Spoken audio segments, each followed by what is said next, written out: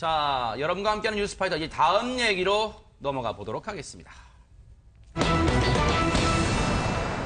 앞서 이제 그 아이템 얘기할 때 술은 마셨지만 음주운전 아니야 뭐 그런 말이 있었다 그러잖아요. 근데 이번엔요 동거했지만 사실은 아니다. 손 변호사님 이게 무슨 얘기일까요? 이게 참 아니 어떻게 이럴 수가 있어? 라고 의문을 제기하시겠지만 그러니까요. 잘 들어보시면 네. 그럴 수도 있겠다라는 생각이 드는 그런 사건입니다. 네. 한 부부가 있었습니다. 네. 부부가 있었는데요. 96년에 남편이 사망합니다. 아이고. 그런데 그 남편이 공무원이었어요. 그래서 이제 홀로 남은 그 아내가 공무원 연금 중에 유족연금을 수령하기 시작하는데요. 그런 게 있군요. 네. 그 후에 이제 그 2010년이 됐습니다. 네. 그때부터 인근에 살던 한 남성과 왕래를 시작하고요. 또 이제 그 후로 몇 년이 지난 2014년에 이 남편이 사망하고 공무원 연금을 유족연금을 받던 이 아내가 알츠하이머성 치매 진단을 받습니다. 아이고. 그리고 그 다음에 2015년인데요. 네. 이때부터 2010년부터 왕래하던 그 이웃 남성과 네. 함께 생활을 하기 시작합니다. 이제 일단 동거를 하게 된 거죠. 네. 그런데 그 이듬해인 2016년 작년입니다. 네. 이 60대 여성의 아들이 네. 이 어머니에게 지급되고 있는 이 공무원 연금, 유족 연금이 지급되면 안 된다라고 주장하면서 네. 이제 그 공무원 연금 공단에다가 그 요청을 하고요. 어허. 결국 그 결과 공무원 연금의 그 지급이 중단되게 됩니다. 이 할머니의 아들이 신고한 거예요? 그렇습니다. 그 이유가 있는데요. 네. 공무원 연금법에 따르면은요. 이 배우자가 사망해서 남아있는 그런 생존 배우자가 그 유족연금을 받고 있는 상황에서 네. 그 수령 권리를 상실하는 경우들이 규정되어 있는데요. 첫 번째가 이제 본인의 사망이죠. 저게 법으로 나와 있군요. 네, 네. 공무원연금법 59조 1항에 나와 있는데요. 네. 이제 그 본인이 사망하는 경우 당연하겠죠. 네. 두 번째가 바로 재혼입니다. 즉 재혼을 하거나 재혼을 한 경우에는 이제 그 공무원 연금을 받을 권리를 상실하게 되는데요. 네. 이제 괄호 열고 이런 규정이 있습니다. 재혼 괄호 열고 사실혼의 경우도 포함한다. 따라서 이 해당 60대 여성이 네. 아들의 주장대로 네. 정말로 그 다른 인근에 살던 남성과 사실혼 관계에 있다라고 네. 한다면 아들의 주장대로 더 이상 공무원 연금을 받지를 못하게 되는 것이거든요. 아이고. 아들이 이렇게 생각을 해서 공무원 연금 공단을 상대로 해서 네. 연금을 주지 말아라라고 네. 요청을 했고 네. 그에 따라서 실제로 이 연금 공단이 연금 지급을 중단했습니다. 아이고, 실제로 이어졌군요, 그렇게. 네. 그런데 이제 그 해당 그 여성은 아니 무슨 이야기냐, 나는 사실혼 관계가 아니다라고 하면서 지급 중단한 처분에 대한 취소를 구하는 행정소송을 제기했고요. 이제 며칠 전에 법원에서 판결이 나왔는데요. 네. 놀랍게도 네. 이 연금을 받고 있던 여성의 손을 들어줬습니다. 네. 즉 사실혼이 아니라고 본 거죠. 사실혼이 아니다. 즉 동거는 했지만 사실혼이 아니라는 판결이 나왔습니다.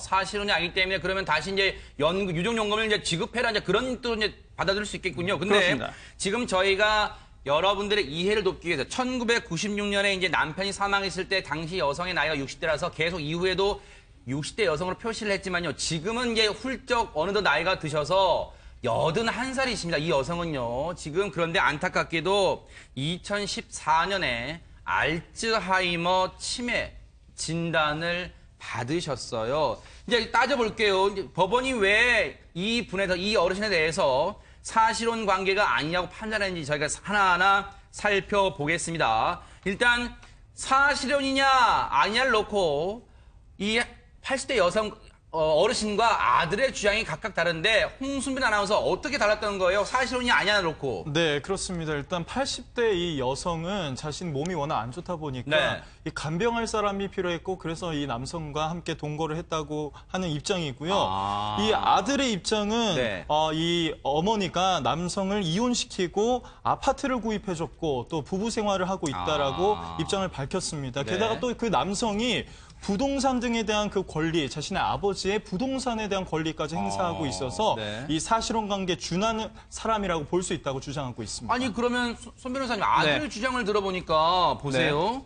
이 모친이 남성 그 같이 살던 남성 그 남성을 이혼시키고 네. 또 그 남성 위해서 인근에 아파트를 구해줬고 부부 생활을 하고 있고 또 자신의 친아버지 돌아가셨지만 아버지가 물려준 부동산 등에 대한 권리를 이 남성이 행사하고 있다. 그래서 사실혼 관계다. 지금 다 주장하고 있잖아요. 이 주장은 어떻게 되는 거예요? 네, 이거는 일단 그 아들의 주장이고요. 과연 증거가 충분히 있느냐 여부에 따라서 판결이 선고된 것인데요. 증거요? 네, 법원은 사실 이 아들의 주장 모두를 받아들일 증거가 부족하다라고 보았습니다. 또 하나 이 사건의 핵심이 네. 바로 동거와 사실혼이 과연 어떤 개념이냐를 알아야 되는 건데요. 네. 동거는 말 그대로 함께 거주하고 생활하면 동거입니다. 네. 그런데 사실혼은 지금 동거는 인정한 상태죠. 네, 동거는 동거는 하고 있는 거죠. 네네. 하지만 사실혼은 동거 이상의 수준입니다. 아하. 대법원의 그런 판결을 보더라도요. 네. 이 사실혼이 인정되려면 두 가지 요건이 필요한데요. 네. 첫 번째로는 주관적으로 혼인의 의사가 있어야 됩니다. 네. 우리는 부부로 사는 것이야. 네. 혼인 신고만 안 했을 뿐이지 부부야라는 생각을 하고 있어야 되는 것이고요. 네. 또한 두 번째는 객관적으로 볼 때 부부 공동 생활이라고 인정할 만한 네. 혼인 생활의 실체가 있어야 됩니다. 아하. 이 두 가지가 다 있어야만 사실혼이 인정되는 것이기 때문에 네. 요건이 상당히 엄격한데요. 네. 대법원 판결에 따르면은 이런 것들이 있습니다. 네. 단순히 같이 생활하는 거를 넘어서 네. 이 사건이 아니고요. 이 사건이 아니고 간헐적으로 성관계를 함께 했을지라도 네. 사실혼이라고 단정할 수 없다라는 판결이 있고요. 아, 그래요? 예, 그리고 또 기간도 보는데요. 네. 기간이 아주 길지 않을 경우에는 사실혼 인정이 또 되지 않는 경우도 있습니다. 네. 따라서 이번 사건 같은 경우에 간병 목적이라고 주장을 하고 있습니다. 네. 따라서 혼인의 의사로 함께 생활을 하고 거주했던 것이 아니라 거주하고 있는 것이 아니라 네, 간병이다. 네, 간병 목적으로 함께 있는 것이기 때문에 동거는 하고 있지만 사실혼은 아니다. 이 두 당사자가 혼인의 의사를 가지고 있지는 않다라고 네. 법원은 봤습니다. 그 최명규 원장님, 물론 이 아들의 심정을 이해 못할 바는 아닙니다. 그런데 혹시 시청자분들 중에서는 그런 마음을 가지시는 분도 계실 것 같아요. 아니, 81살의 어머님이 지금 또 치매를 앓고 계신 어머님, 유족연금 그거 돌아가신 아버지가 정말 마지막으로 물려주고 가신 건데, 남겨주고 가신 건데, 그거를 못 받게 하냐, 아들로서 너무하는 거 아니냐, 이런 마음을 가지시는 분도 계실 것 같아요.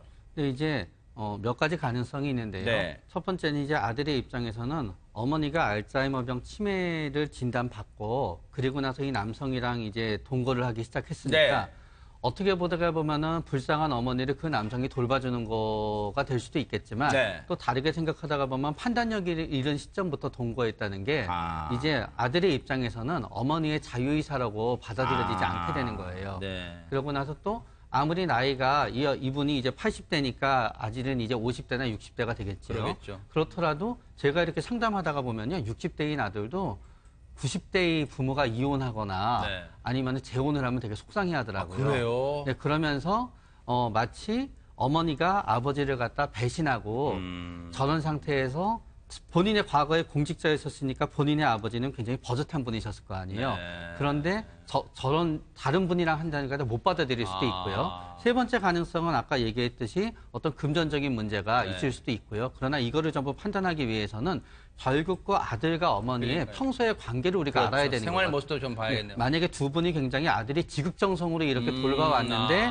이 남자분이 있으면서 오히려 멀어지게 됐다. 그러면 이 아들이 굉장히 어떤 순수한 의도라고 생각하게 되는 네. 거고요. 반대로 이 아들이 평소에 굉장히 멀어져 왔고 네네. 이 연금의 일부를 갖다 네. 사용했는데 이랬다. 그러면 네. 또 그때는 이 어머니의 마음 쪽에서 이해하게 되는 거고 네. 사실관계가 좀 더 명확해져야 판단이 가능합니다. 염 교수님 혹시라도 그런 마음도 있었을까요? 이제 앞서도 말씀하셨지만 속상하니까 여든의 물론 치매를 앓고 계시지만 여든의 그 어머니가 아버지와의 어떤 그런 관계를 배신했다 그런 마음도 있겠지만 또 한편으로는 이 아버지가 남겨놓고 하신 유족연금 이것도 엄연히 돈인데 재산인데 이걸 다 그 동거하시는 어르신이 가져간다고 생각했을까요? 그런 마음도 있었을까요? 예, 일단 아들의 주장을 보면 그 모친이 상대방 남성을 이혼시키고 인근에 이제 아파트를 구입해주고 부부 생활을 하고 있다고 네.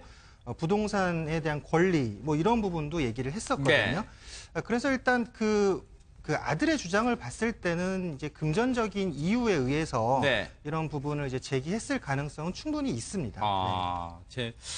글쎄요, 뭐라고 봐야 될까요? 아들의 심정도 이해가 안 되는 면은 안 되는 면은 없지 않아요. 그런데 어쨌든 이 어르신 지금 81살이시고 또 치매를 앓고 계신다는데 이 같이 동거하시는 어르신이 정말 좋은 뜻으로 했다는 점을 좀 이 법원이 아마 주목해서 보는 것 같아요.